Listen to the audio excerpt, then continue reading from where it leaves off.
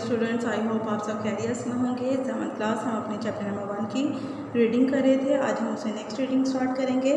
आतिफ़ी शानी अमल, जैसा कि मैंने आपको बताया कि आतिफ़ी शानी अमल क्या होता है। आतिफ़ी शानी अमल होता है आग का या किसी लावे का ज़मीन से बाहर निकलना, फटना। गर्म सियाल मादे मैग्मा का सतह ज़मीन से बाहर खारिज होना आतिशफ़शानी अमल कहलाता है। स्टूडेंट, मैग्मा क्या है? मैग्मा वो चट्टानें जो पिघल जाती हैं उन्हें मैग्मा कहते हैं, ठीक है। उनका सतह ज़मीन से बाहर खारिज होना आतिशफ़शानी अमल कहलाता है।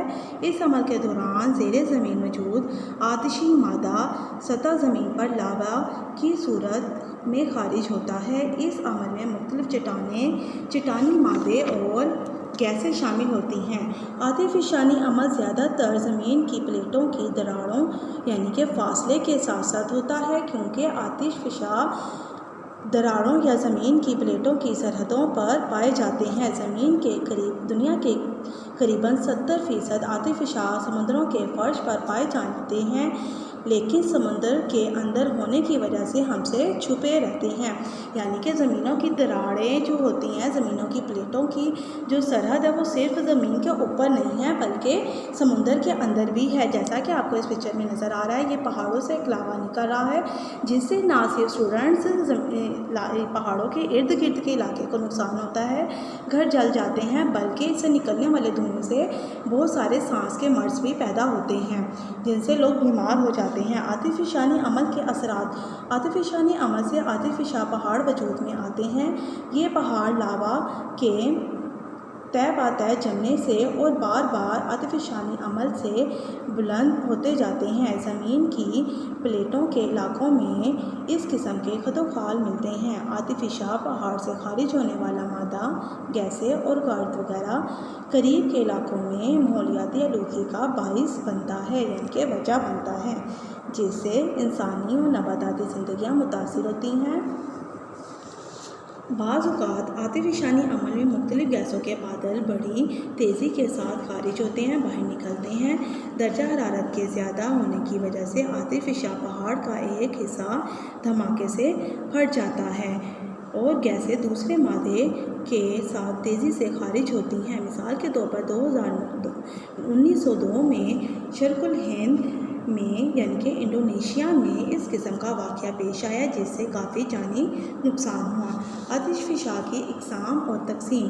आतिफ़शा को बेटे 3 हिस्सों में तक़सीम किया गया है: ज़िंदा आतिफ़शा, पुख्ता आतिफ़शा और मुर्दा आतिशफ़शा। स्टूडेंट, ज़िंदा आतिशफ़शा वो आतिशफ़शा जिनके अंदर आतिफ़शानी का अमल मुसलसल जारी रहता है, ठीक है। ऐसे आतिफ़शा जहाँ आतिफ़शानी अमल जारी और सारी रहता है ज़िंदा आतिफ़शा कहलाते हैं। ये पहाड़ अक्सर लावा उगलते हैं, यानी कि उनसे अक्सर आग बाहर आती है। मिसाल के तौर पर जापान में फ्यूजियामा, इटली में वेसुवियस वगैरह। पुख्ता आतिशफ़शा ये वो आतिशफ़शा है अगरचे आतिशफ़शा से लावा निकले हुए काफ़ी अरसा गुजर चुका हो, लेकिन इनमें किसी वक्त भी आतिफ़शानी अमल दोबारा हो सकता हो। ये आतिशफ़शा की बहुत ख़तरनाक किस्म है। नेक्स्ट है आपके पास मुर्दा आतिशफ़शा। ऐसे आतिशफ़शा जिनसे लावा निकलना बंद हो चुका हो और मुस्तक़बिल में भी आतिशी मादा निकलने के कोई आसार नहीं होते, मुर्दा आतिशफ़शा कहलाते हैं। आतिशफ़शा की तक़सीम। तो स्टूडेंट, आतिशफ़शा की तक़सीम क्या है? दुनिया में आतिशफ़शा ज़मीन की प्लेटों की दरारों पर मौजूद है, यानी कि जो ज़मीन में की प्लेटों में फासला आ गया है उसके ऊपर उसमें मौजूद है। बहरुल काहिल के इर्द गिर्द के इलाके में दुनिया के सबसे ज़्यादा आतिशफ़शा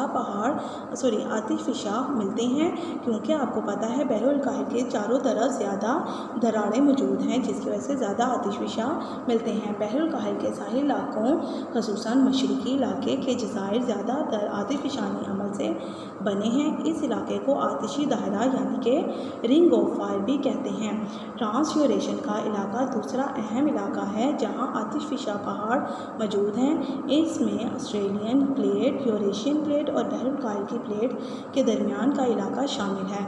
आतिशफ़शा का तीसरा अहम इलाका समुद्रों के दरमियान का इलाका है। ये बहर ओकियानूस और बहर हिंद के दरमियान मौजूद है। ये पहाड़ी इलाका आतिफ़शानी अमल से वजूद में आया है। इसे वस्ती बहर ओकियानूस का पहाड़ी सिलसिला भी कहा जाता है। यहाँ पर है आपके पास कुछ अहम निकात जो आपके चैप्टर की रीडिंग से लिए गए हैं। आई होप आपको आज की रीडिंग अच्छे से समझ आ गई होगी। अल्लाह हाफिज़।